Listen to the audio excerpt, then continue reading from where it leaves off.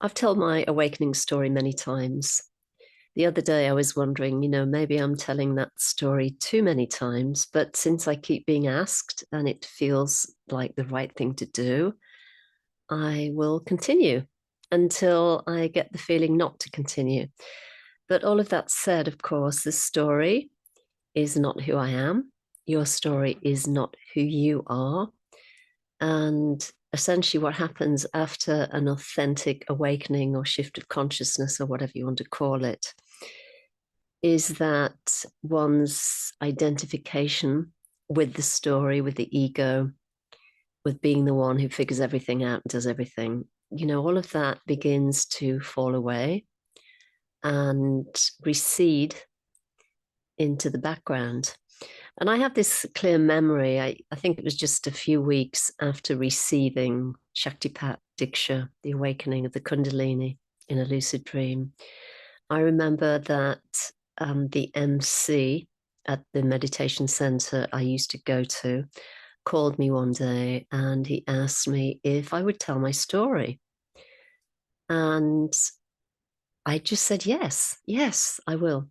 And then I put the phone down and I remember thinking, am I out of my head? What's going on? Why did I say yes? You're really shy. You get really shaky and stammery when you have to speak. Why did you say yes?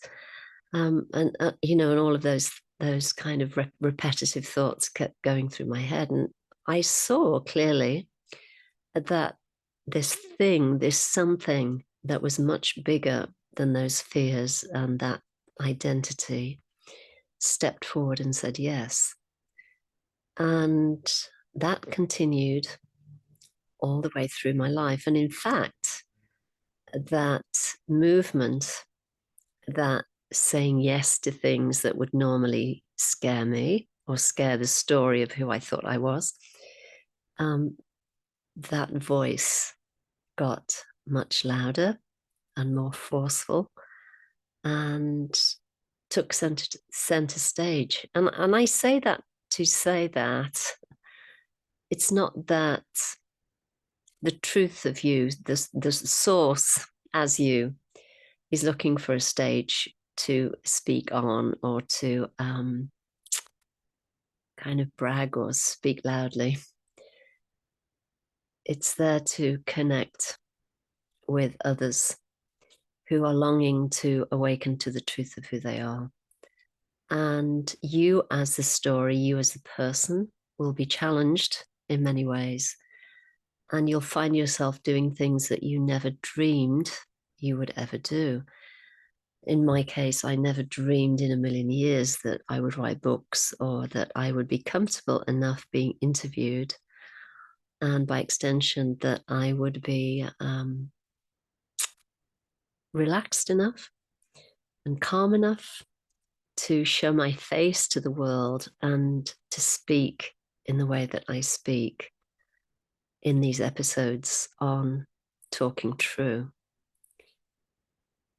So what happens is your life becomes a vehicle for the awakening power or the Shakti or source itself. Again, whatever term you want to give to authentic, energetic movement and flow and wisdom and higher recognition, if you can call it that.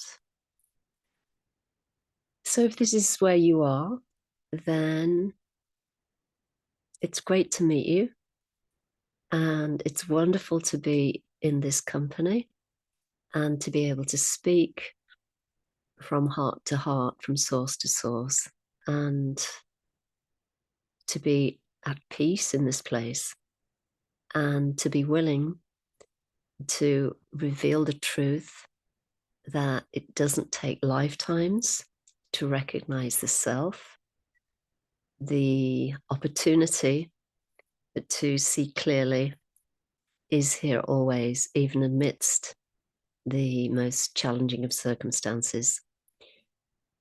So I wanted to just hop on here today to share that with you, to say hi. It's been a while since I've done a little presentation, you could call it that, on my own.